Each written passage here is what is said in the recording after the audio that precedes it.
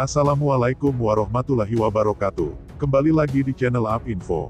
Sebelum kita ke pokok pembahasan, kami sangat bersyukur kepada kalian yang telah mengklik video ini, yang artinya, kami yakin kalau kalian masih penasaran terkait siapa pelaku pembunuhan ibu dan anak di Subang, dan kalau begitu mari kita kawal sama-sama kasus pembunuhan Subang ini sampai terungkap. Menjelang penetapan tersangka kasus pembunuhan ibu dan anak di Subang atau kasus Subang oleh tim penyidik Polda Jabar, dua saksi yaitu Yoris Raja Amanullah dan Muhammad Ramdhanu dikabarkan berseteru. Kasus pembunuhan Subang sendiri merenggut nyawa Tuti Suhartini dan anaknya, Amalia Mustika Ratu alias Amel. Dalam kasus ini, Yoris adalah kakak Amel sedangkan Danu adalah anak angkat Ida, kakak Tuti Suhartini. Kabar tersebut berembus karena belakangan ini Danu dan Yoris tidak terlalu sering terlihat berdampingan. Terakhir adalah pada pemeriksaan Danu yang berlangsung Senin dan Selasa 6-7 Desember tahun 2021. Biasanya, pemeriksaan Danu dilakukan juga bersamaan dengan Yoris dan istrinya, sehingga banyak kalangan kadung menganggapnya sebagai satu kubu sedangkan Yosef Mulyana dan Mimin di kubu yang lain. Namun, pada pemeriksaan terakhir, Danu hanya diperiksa sendiri bersama tim kuasa hukumnya, Ahmad Taufan Sudirjo. Tidak ada Yoris dan istrinya.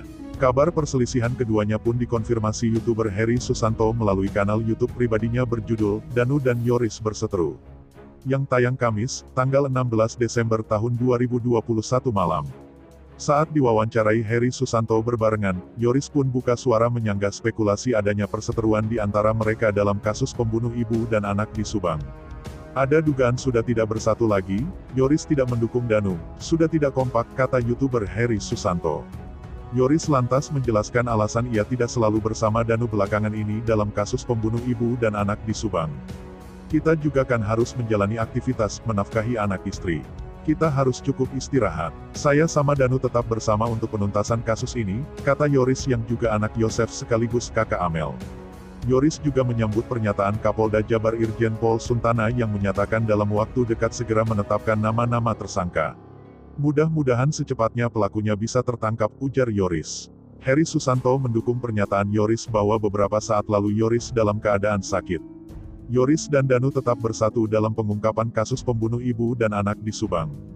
Bahkan Yoris mengonfirmasi pernyataan Heri Susanto bahwa antara ia dan Yosef pun tidak ada kubu-kubuan.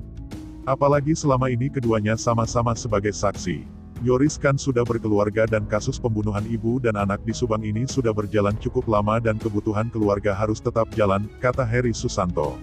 Yoris pun berharap agar kasus pembunuhan ibu dan anak di Subang ini segera tuntas. Kini mereka berharap tersangka pembunuhan Subang segera diumumkan oleh kepolisian. Dalam video sepanjang 6 menit 32 detik tersebut, Heri Susanto sama sekali tidak bertanya kepada Danu. Seperti diberitakan Des Jabar sebelumnya, Kapolda Jabar Irjen Pol Suntana menjanjikan kepada masyarakat tidak lama lagi kasusnya akan terungkap.